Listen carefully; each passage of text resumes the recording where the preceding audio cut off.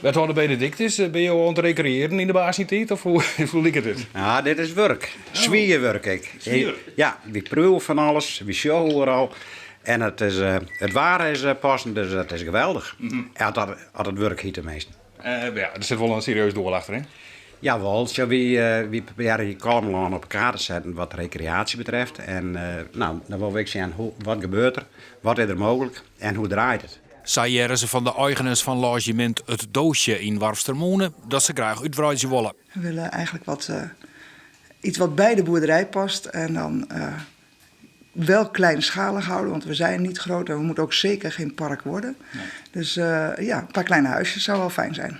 Nou, dan is het handig dat de wethouders van de gemeente weten wat jullie plannen zijn. Ja, precies. Ja. Dit is inderdaad ideaal.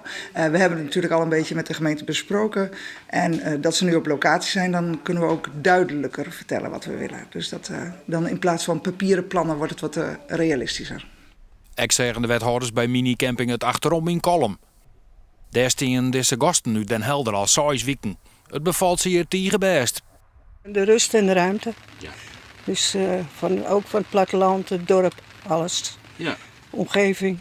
De gasten liep je tevreden, de eigenaar had nog wel een wensk.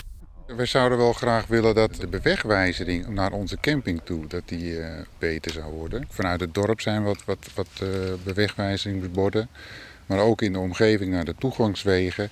En dat ontbreekt bij ons nog. Wij zijn natuurlijk nieuw en daar zouden we graag een samenwerking mee zien. Nou, dat is bijvoorbeeld een aandachtspunt dat je zegt van, goh, als gemeente, daar moeten we misschien toch eens wat mee doen. En dat gaat ook niet echt heel veel geld kosten. En het is heel eenvoudig en je bedient toch de toeristen op een hele goede manier. Verder hadden wethouders nog wel wat tips bij gelijk hoe het inzetten van internet.